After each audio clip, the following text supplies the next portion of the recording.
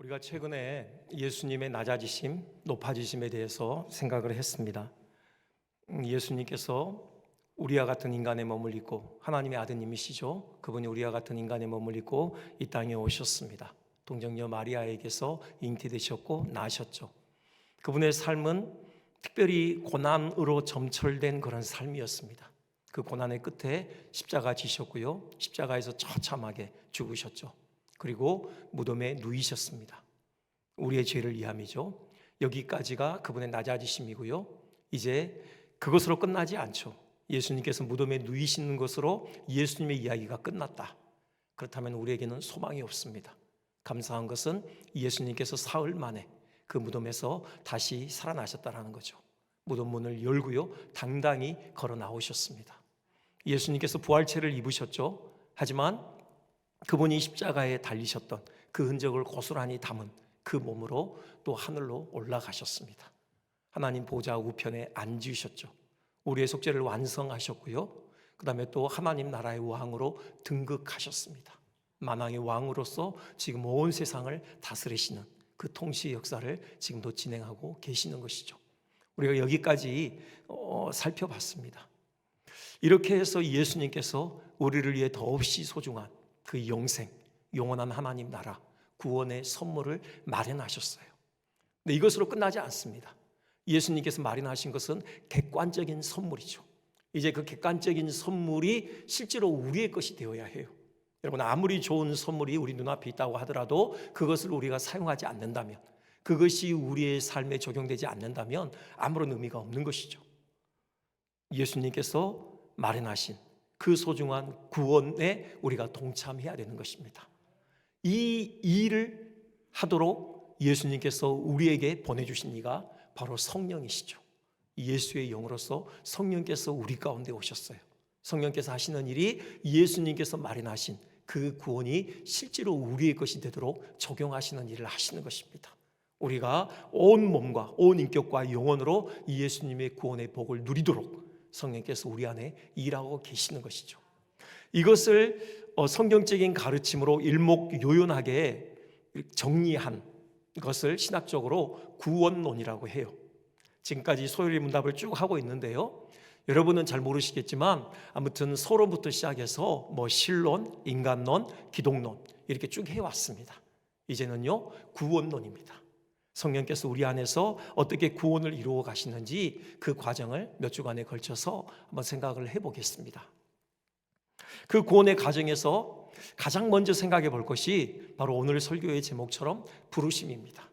성령께서 우리를 복음으로 초청하셔요. 예수 그리스도의 그 구원의 세계로 우리를 부르시는 것입니다. 이걸 오늘 좀 집중적으로 생각을 하겠는데요, 먼저 외적인 부르심이죠. 성령께서 복음으로 우리를 부르셔요. 그러니까는 복음을 전하시는 것입니다. 근데 오늘 이 복음으로 그 구원으로 우리를 초청하시는 이 부르심을 예수님께서는 왕이 자기의 아들의 혼인잔치에 사람들을 초청하시는 것으로 그렇게 비유하고 있어요. 왕이 베푸는 연애애로의 초청이다, 그렇게 예수님 비유하고 계십니다. 왕의 아들의 혼인잔치에 참여한다, 이거 참 영예로운 일이죠. 여러분, 사람들을 복음으로 초청하는 것, 이건 참으로 영예로운 일이에요. 왕의 아들의 혼인잔치에 초청하는 것이에요. 여러분, 동네 이웃집 아저씨의 결혼식도 아니고요. 여러분, 또 이번 주 토요일 날 또 어떤 우리 가까운 교회 또 목사님의 아드님께서 결혼하시는데요, 그 정도의 여러분 결혼잔치도 아닙니다. 한 나라의 임금의 아들의 혼인잔치, 여러분 그 잔치에 초대하는 것이에요. 참으로 영광스러운 일이죠. 근데 단지 그 손님으로 초대되는 게 아니에요. 이 복음의 실상은요, 우리에게 주시는 이 구원의 실상은 우리가 왕의 아들의 혼인잔치에 참여하되 그 자격이 손님의 자격이 아니라요, 사실 신부의 자격이죠. 왕의 아들의 신부로서 우리가 그 연회에 참석하는 것입니다. 엑스트라가 아니에요. 바로 주인공으로 우리를 부르시는 것입니다. 왕이 누구십니까? 성부 하나님이시죠. 그렇다면 왕의 아들은요, 성자 하나님, 인간의 몸을 입고 이 땅에 오신 낮아지시고 높아지신 바로 예수 그리스도죠. 우리는요, 그 예수 그리스도의 혼인잔치에 당당하게 신부의 자격으로 참여하는 것입니다. 그럼 이것처럼 영예로운 것이 어디 있습니까? 복음으로 사람을 초청하는 것, 이것은요, 그 예수 그리스도의 혼인잔치에 신부의 자격으로 초청하는 것입니다. 이것은 영예로운 일일 뿐만이 아니라요, 실질적으로 아주 부유함과 풍성함이 있습니다. 뭐니 해도 잔치의 핵심은 먹고 즐기는 것이겠죠. 아주 풍성한 먹을거리, 또 즐길 거리가 있어야지 참 성대한 잔치다, 그렇게 우리가 이름 붙일 수 있는 것이죠. 여기 지금 예수님께서 비유하신 이 이야기에서요, 왕은요 아주 철저하게 이 잔치를 준비합니다. 아주 세심하게 이 잔치를 성대하게 준비해요. 여러분 4절 보십시오. 이렇게 돼 있어요. 내가 오찬을 준비하되 나의 소와 살진 짐승을 잡고 모든 것을 갖추었으니 라고 해요. 여러분 궁중 연회에서도 왕의 아들의 혼인잔치, 이것이 가장 성대한 연회일 것입니다. 여러분 여기에는 모든 것이 다 있는 것이에요. 각종 산의 진미로 상이 차려져 있고요, 또 우리의 귀를 즐겁게 하는 풍악이 그 궁정뜰에 가득 메워지는 것이죠.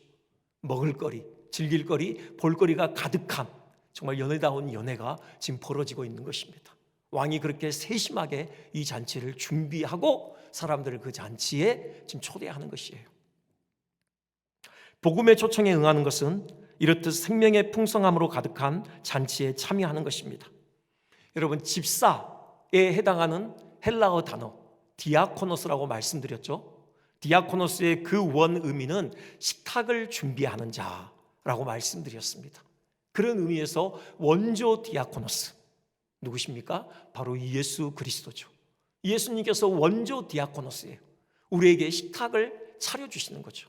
그리고 예수님께서 우리에게 마련해 주신 그 식탁에는요, 그것을 먹으면 우리가 영원히 살 수 있는 참된 떡이 마련되어 있어요. 그걸 마시면요 영원히 목마르지 않는 참 음료가 배설되어 있습니다. 바로 예수님께서 십자가에서 찢기신 그 살, 그리고 흘리신 그 피가 바로 예수님께서 우리를 위하여 공개하시는 바로 음식인 것이죠. 그리고 음료인 것입니다. 여러분 그리스도의 살과 피 우리는 먹고 마셔요. 복음으로 사람을 초대한다라는 것, 그건요 예수님의 그 살과 피를 먹고 마시는 그 은혜를 누리는 일에 초대한다라는 것입니다. 영원히 배고프지 않고 영원히 살게 되어지고 영원히 목마르지 않는 그리스도의 살과 피를 먹고 마시는 이 삶으로의 초대인 것이에요. 그리고 또 그 상에는요 바로 성령이 선물로 또 배설되어 있습니다. 예수님께서 우리에게 성령을 선물로 주셔요. 여러분 하나님의 나라를 어떻게 정의합니까? 성령 안에 있는 의와 평강과 희락이다. 여러분 그렇게 정리하잖아요. 바로 성령께서 우리 안에 내주하심으로 그 성령께서 우리에게 끊임없이 평강과 희락을 제공해 주시는 것입니다. 그 하늘의 신령한 기쁨, 그 평강으로 충만한 그런 삶을 누리게 되는 것이에요. 복음으로 사람을 초대한다? 그것은 성령 안에서 의와 평강과 그 희락, 참된 하나님 나라의 그 풍성한 생명을 누리는 그 삶으로의 초대인 것입니다. 한편으로 이렇게 생각할 수 있어요. 나는 왕이 베푸는 연회에 참여할 만한 형편이 안 되지 않는가? 그런 자리에 가려면 거기에 걸맞는 예복도 갖추어야 하고 또 그럴듯한 선물 꾸러미도 준비해야 할 것이 아니겠는가? 내 형편을 봐라. 그런 것들을 내가 어떻게 준비한단 말인가? 여러분 이렇게 생각할 수 있어요. 실제로요 여기 예복과 관련된 지금 언급이 되어 있습니다. 거기 잔치에 참여한 사람 중에 예복을 갖춰 입지 않은 사람이 있었죠. 11절이요 이렇게 되어 있습니다. 임금이 손님들을 보러 들어올 새 거기서 예복을 입지 않은 한 사람을 보고 그랬어요. 왕이 그 잔치 자리를 둘러보다가 눈에 띈 사람, 예복을 입지 않은 사람이 있었어요. 그 사람이 왕의 눈에 띄었을 때 왕이 어떻게 조치합니까? 13절이죠. 임금이 사람들에게 말하되 그 손발을 묶고 바깥 어두운 데에 내던지라. 거기서 슬피 울며 이를 갈게 되리라. 쫓아내요. 그래서 바깥 어두운 데서 그렇게 슬피 울며 이를 가는 어떤 그런 비극이 벌어지게 만드는 것입니다. 그러니 그렇게 생각할 수 있죠. 나는 도무지 왕의 연회에 참여할 만한 자격이 되지 않는다. 나는 거기에 올 만한 예복을 갖추고 있지 않다. 그런데요, 여기 보면은 참 흥미로운 대목이 있어요. 생각해 볼 만한 건데요, 지금 이 한 사람 외에 지금 다른 사람들은 다 예복을 갖춰 입었다라는 것 아닙니까? 그런데 여러분, 이 이야기를 보시면요, 원래 그 초대되기로 정해진 사람들은 실제 초대에 응하지 않아요. 두 번이나 왕이 사람들을 보내서 초대를 하지만 그 초청에 응하지 않죠. 그래서 왕이 어떻게 하느냐? 사람들을 보내서요, 길거리에서 만나는 누구나 바로 왕궁으로 데려오라고 해요. 그래서 그 왕의 종들에 의해서 길거리에 있던 사람들이 끌려서 왕의 잔치에 참여하게 돼요. 여러분, 이들은요, 거리에서 바로 왕궁으로 직행했다고 볼 수 있어요. 어디 집에 들러서 예복을 갖춰 입을 그런 시간이 허락되지 않았다고요. 바로 왕궁으로 왔던 겁니다. 그러면은 이들은 예복을 어디서 갖춰 입었습니까? 우리가 충분히 추정할 수 있는 건요, 왕이 직접 마련한 예복이에요. 당시 관습이 그런다고 해요. 여러분, 그 잔치의 예복을 갖춰 입는 것, 이건 정말 중요한 일이에요. 그래서 예복을 갖춰 있지 않고 잔치에 참여하는 것은요, 그 잔치를 경멸하는 듯한 그런 표현이에요. 그래서 권력가나 이렇게 왕의 잔치에 예복을 갖춰 있지 않으면요, 심지어는 사형에 처해지기도 한다고 해요. 그래서 보통 이제 어떤 잔치가 벌어지고 그럼 미리 사람들을 초대해요. 미리 어레인지를 합니다. 그리고 이제 실제 그 시간이 됐을 때 사람들을 보내서 이제 오도록 하죠. 이때 예복이 그만큼 중요하기 때문에 이 잔치를 벌이는 그 호스트가요, 그 예복을 미리 준비하는 거예요. 그 초청하는 사람들을 위해서 예복을 미리 갖춰 놓는 것입니다. 물론 여기 예복은 뭐 보통 입고 있는 옷 위에 걸치는 뭐 두루마기, 망토 뭐 이런 겁니다. 여러분, 이 사람들이 어디서 예복을 갖춰 입었나? 왕이 준비해 놓은 것이에요. 왕이요. 이 사람은 왕이 준비해 놓은 예복을 극구 거절했던 것이죠. 여러분, 이걸 통해서 우리가 확인할 수 있는 것은 우리가 예수 그리스도의 혼인잔치에 신부의 자격으로 참여하는 것, 그것은 그 자격이 우리에게서 비롯되는 게 아니라는 거예요. 여러분, 우리 스스로 예복을 구해서 갖춰 입는 게 아닙니다. 우리 하나님께서 우리를 위해서 예복을 준비해 주시는 거예요. 바로 예수 그리스도의 의의 옷을 우리를 위해서 마련해 주시는 거죠. 하나님께서 마련하신 그 옷을 우리는 손을 벌려 받기만 하면 되는 거예요. 그냥 입기만 하면 되는 것입니다. 우리 중에 아무도 원래적으로 자격을 갖추는 사람은 없어요. 자격은 하나님께서 갖추게 해주시는 거예요. 하나님께서 친히 마련한 그 예복을 우리는 걸쳐 입기만 하면 되는 것입니다. 그러면 당당히 예수 그리스도의 혼인잔치에 신부의 자격으로 참여하게 되는 것입니다. 여러분, 이것이 바로 복음으로 사람들을 초청하는 것이에요. 이렇게 영예롭고 부요한 그 왕의 아들의 혼인잔치에 우리를 부르는 거죠. 여러분, 우리가 복음 전하는 것, 이것이 이렇게 영예롭고 이것이 이렇게 소중한 이름을 우리가 다시금 확인했으면 좋겠습니다. 그런데 이 비유를 보다 보면은 예사롭지 않은 그런 대목을 우리가 또 발견하게 되죠. 아까도 잠깐 언급했지만요, 왕의 아들의 혼인 잔치에 초대를 했음에도 불구하고 사람들이 거기에 응하지를 않아요. 그렇죠? 3절 이렇게 되어 있습니다. 그 종들을 보내어 그 청한 사람들을 혼인 잔치에 오라 하였더니 오기를 싫어하거늘. 오기를 싫어해요. 그래서 이제 왕이 또 두 번째 다시 사람들을 보냅니다. 더 많이 보내요. 그런데 이때도 여전히 그들의 반응은 차가워요. 두 가지로 나타납니다. 한 부류는요, 자기 일을 하러 가요. 바쁘다는 핑계로요, 뭐 밭을 매러, 이렇게 김을 매러 밭으로 나가고 또 일하러 사업장으로 가버리죠. 그리고 또 한 부류는요, 아주 적극적으로 반대합니다. 그 왕이 보낸 그 종들을요, 잡아 죽여요. 이런 반응을 일으켜요. 여러분, 참 예사롭지 않잖아요. 왕이 초대하면은 만사를 제쳐놓고 빨리 달려가는 것이 보통 인지상정 아닙니까? 그런데 그렇지 않아요. 거절합니다. 자기 일하러 가버리고요, 심지어는 왕이 보낸 사람들을 잡아 죽이기까지 해요. 이상하죠. 그런데 이것이 복음 선포와 관련해서 우리가 경험하고 있는 영적 현실이에요.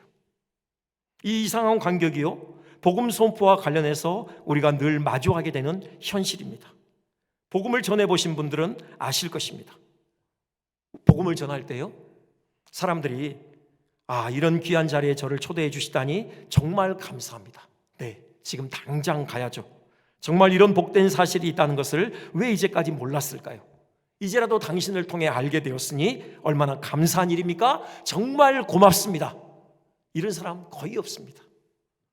여러분, 어쩌면요, 우리가 지금까지 복음을 전하면서 한 번도 이런 반응을 일으키는 분들을 만나지 못했을 수도 있어요. 다들 무관심합니다. 들은 채 만채예요. 거기에 영원한 운명이 달려있는데 왕의 아들이 혼인잔치에 참여하는 것이고 영예로운 일이고 참으로 부유한 생명을 얻는 일인데, 그럼에도 불구하고 사람들은 관심을 갖지 않아요. 들은 채 만채합니다. 나아가서는요, 오히려 적대적인 반응을 일으키기도 해요. 대놓고 반대하고요, 핍박하는 그런 일을 자행하기도 하는 것입니다. 왜 그럴까요? 이유가 무엇이겠습니까? 우선은 그들에게 보여지는 우리 그리스도인들의 모습이 그리 매력적이지 않아서 그럴 수도 있어요. 여러분, 사람들은 우리가 전하는 그 복음을 우리의 말로만 듣지 않습니다. 우리 입술에서 나오는 그 말로만 복음의 메시지를 듣는 게 아니라요, 그들은 우리의 삶을 통해서 복음을 들어요. 그러니까는 우리의 얼굴이 전도지라는 말이 있어요. 우리의 말만이 아니라 우리의 삶을 대변하는 우리의 얼굴이 곧 전도지인 것이죠. 전도자의 삶 자체가 정말 왕의 상에서 먹고 마시는 그 풍성한 생명을 누리는 것 같지 않다면, 마치 지옥에서 이제 막 출장을 나온 것 같은 그런 표정을 짓고 있다면, 여러분, 사람들은 우리가 전하는 복음에 관심을 갖지 않게 되는 거예요. 그 복음의 매력을 느끼지 못하게 되는 거죠. 이런 원인이 있을 수 있어요. 한번 우리 돌아보셨으면 좋겠습니다. 여러분, 정말 성령 안에서 의와 평강과 희락을 누리고 계십니까? 여러분, 그 주체할 수 없는 그 기쁨과 그 평강, 그 거룩한 즐거움으로 말미암아 여러분, 복음을 전하지 않을 수 없는 그 열정으로 우리가 복음을 전하고 있습니까? 우리 얼굴이 전도지예요. 여러분, 말로만이 아니라 정말 우리의 삶을 통해서 복음의 능력을 발휘하는 자들 되어야 할 것입니다. 근데 또 한 가지 중요한 이유가 있어요. 그건 사람의 타락한 본성 때문이죠. 타락으로 인하여서 사람의 마음이 어두워진 것입니다. 우리의 지성이 어두워졌어요. 영적인 것을 볼 수 있는 능력을 상실해 버린 것입니다. 하나님의 세계를 볼 수 있는 눈이 감겨버린 것이에요. 따라서 복음이 지닌 그 영광을 볼 수 없게 된 거예요. 복음이 얼마나 소중한 것인지 그 가치를 미처 헤아리지 못하게 된 것이죠. 오직 그들의 눈에 보이는 것이라고는요, 이 세상뿐이에요. 이 세상에 온통 관심이 집중되어 있는 것입니다. 사람들이 원하는 복음은요, 죄에서의 구원이 아니에요. 당장 먹고 사는 문제 해결받는 것이죠. 그리고요, 더 나아가서 좀 더 잘 먹고 좀 더 잘 사는 것, 그 방법을 아는 것, 이것이 그들이 그토록 듣기를 원하는 복음인 것입니다. 바울 시대의 유대인들, 그들은요, 기적을 복음으로 여겼어요. 그리고 헬라인들은요, 세상의 지혜를 복음으로 여겼죠. 그렇기 때문에 십자가의 도는 그들에게 미련한 것으로 보였던 거예요. 죄인을 구원하는 그 복음, 그들에게는 아주 미련한 것으로 여겨졌던 거죠. 이 시대의 유대인들, 헬라인들에게 복음은 뭡니까? 어떻게 하면 좀 더 잘 먹고 잘 사나, 이것이 그들이 그토록 듣기 원하는 복음인 것이죠. 그래서 죄에서부터의 구원, 이것은 들을 가치가 없는 것처럼 여기는 것입니다. 바로 이거예요. 나아가 타락한 사람은 적극적으로 하나님을 반역하는 성품을 물려받았습니다. 단지 이해하지 못하는 수준을 넘어서서요, 아예 하나님을 적극적으로 대항하는 그 성품을 물려받은 거예요. 로마서 5장 10절 그렇게 말씀하죠. 우리가 원수 되었을 때, 그렇게 말씀해요. 하나님과 우리가 원수지간이었다는 겁니다. 우리의 죄 때문에 거룩하신 하나님의 그 거룩하신 성품이 진노로 바뀌어서 하나님께서 우리를 향하여 적대감을 품으셨다는 의미만이 아니라요, 우리도 하나님을 향하여서 적대적인 마음을 갖고 있었다는 거예요. 타락한 본성에 의해서요. 하나님에 대해서 기본적으로 본능적으로 적대감을 가져요. 그러니 하나님에 대한 이야기인 복음을 들을 때 사람은 적대적인 마음을 갖게 되는 것이에요. 이것 때문에 복음을 전하는 사람들을 대적하고 핍박하는 데까지 이르는 것입니다. 우리도 예외가 아니었죠. 다 이런 타락한 본성을 물려받아 복음에 대해 무관심하고 나아가서 하나님을 향하여 적대적인 마음을 갖고 있던 자들입니다. 그러면 우리가 어떻게 복음으로 우리를 초청하는 하나님의 부르심에 응답할 수 있게 되었습니까? 어떻게 하여 그 왕의 아들의 혼인잔치에 참여하여 그 풍성함을 누릴 수 있게 되었을까요? 마지막으로 그 부분 생각해 보겠습니다. 그게 바로 성령의 내적 부르심 내지는 효력 있는 부르심, 우리가 그렇게 부를 수 있는 대목이에요. 그러니까는 복음으로 우리를 초청하셔요. 이건 아까 외적 부르심이라고 그랬죠. 이게 반드시 필요해요. 이 외적 부르심과 동시에 성령께서 우리를 내적으로 부르십니다. 이것이 효력 있는 부르심이에요. 소요리 문답 31문, 이 효력 있는 부르심에 대해서 이렇게 설명을 하고 있어요. 보면요, 하나하나 간단하게 설명을 드리겠습니다. 자, 성령께서 하시는 일인데요, 먼저 우리로 하여금 깨닫게 하셔요. 뭘요? 우리의 죄와 비참함을 깨닫게 하십니다. 우리가 죄인인 것을 알게 하셔요. 그래서 가슴을 치게 합니다. 그리고 우리 삶에 있는 비참함, 뭐 질병이 되어졌든지 고난이 되어졌든지 어떤 절망이 되어졌든지 뭐 관계의 깨어짐이 되어졌든지 뭐 죽음이 되어졌든지 이런 모든 비참함이 우리의 죄의 결과임을 깨닫게 하는 겁니다. 그래서 한탄하게 탄식하게 만드셔요. 그걸로 끝나지 않죠? 그 다음에 우리의 마음을 밝게 해서요, 그리스도를 알게 하셔요. 그러니까는 우리의 인생이 이렇게 저주받은 인생으로 끝나지 않고 이 비참함에서 우리를 건지시기 위해서 예수님께서 십자가에 달려 죽으셨다라는 이 사실을 깨닫게 하시는 겁니다. 우리의 구원자 되시는 예수 그리스도를 바라보게 하시는 거예요. 소망이 있음을 알게 하셔요. 우리의 의지를 새롭게 하시죠. 하나님을 향하여 적대적인 의지를 가지고 있다고 했어요. 그 의지를 새롭게 하셔요. 그래서 적대적인 의지가 해소되어지고 이제 하나님을 향하여 호감을 갖게 만드는 겁니다. 그래서 예수 그리스도를 우리의 구주로 확신을 가지고 받아들이도록 하시는 것이에요. 바로 이것이 성령께서 우리 안에서 하시는 효력 있는 부르심이에요. 외적인 부르심, 곧 우리가 전하는 그 복음과 동시에 그 영혼 가운데 성령께서 역사하시는 거예요. 죄와 비참함을 깨닫게 하시고요, 예수 그리스도께서 우리의 구주 되심을 알게 하시고 우리의 의지를 새롭게 하시고, 그래서 확신을 가지고 그 예수님을 우리의 구주로 영접하게 하시는 것이에요. 이런 역사를 통해서 바로 우리도 지금 이 자리에 앉아 있는 것이에요. 우리가 이 자리에 앉아 있다는 것, 바로 성령께서 우리 안에서 이 내적인 부르심으로 이미 우리를 부르셨다는 그 증거입니다. 자주 인용하지만 루디아의 경우 한 번만 더 인용하겠습니다. 여러분, 그 유럽으로 넘어갔을 때 그 빌립보 성에서 최초의 그 회심자가 바로 루디아 아닙니까? 바울이 그 강가에 기도처로 나가죠. 거기에 여인들이 기도하고 있었어요. 경건한 유대인들이었습니다. 또 유대교로 이렇게 그 귀한 사람들이었죠. 복음을 전해요. 그때 루디아가 복음을 듣게 돼요. 이렇게 돼 있죠. 루디아라 하는 한 여자가 말을 듣고 있을 때 주께서 그 마음을 열어 바울의 말을 따르게 하신지라. 거기 여인들이 여러 명이 있었습니다. 근데 유독 루디아가 주님을 믿었다라고 그렇게 기술되어 있어요.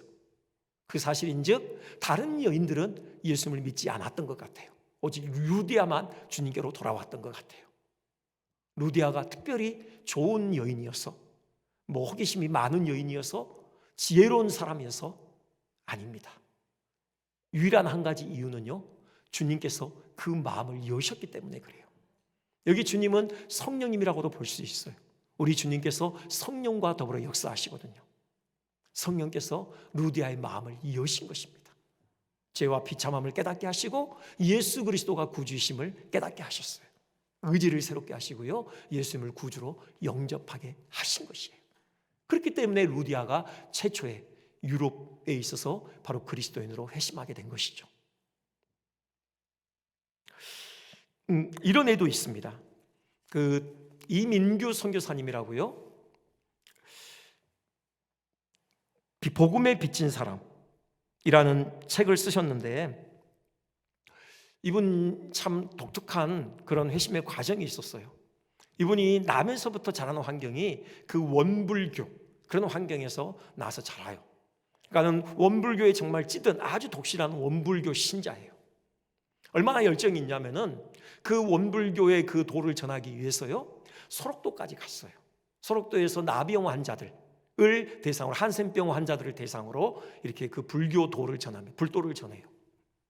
근데 참 어떤 충격적인 장면들을 마주하는데, 이분이 그 한센병 어려운 처지에 있는 분들인데 그 표정이 너무 밝은 거예요.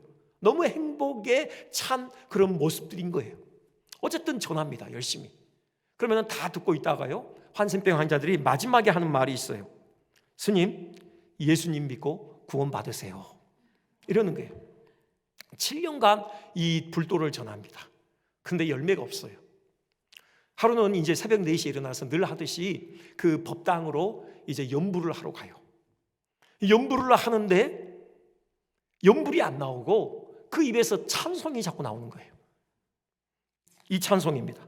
며칠 후 요단강 건너가 만날이, 이 해보다 더 밝은 저 천국인가요?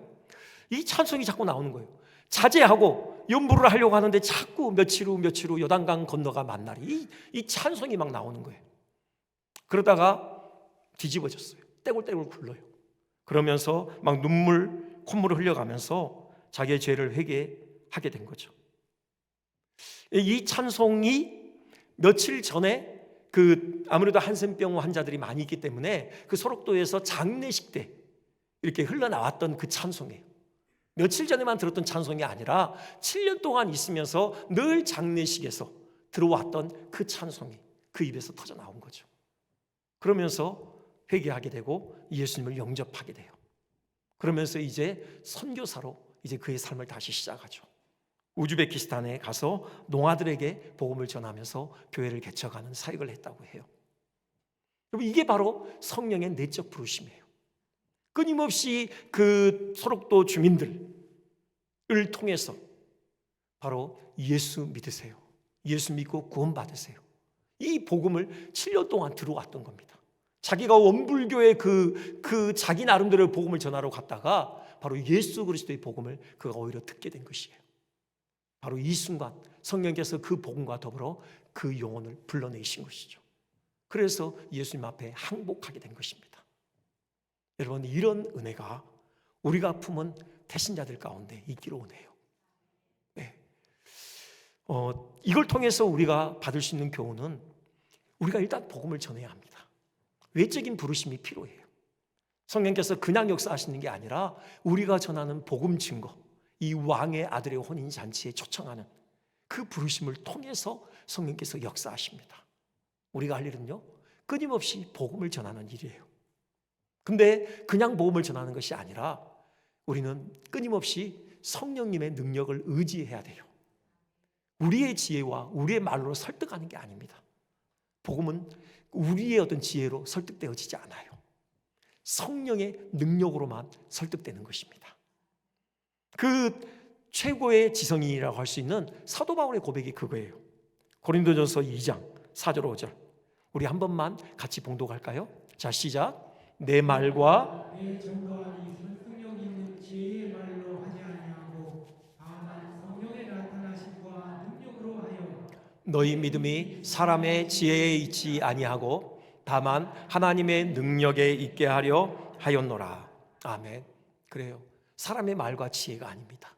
오직 성령의 능력이에요.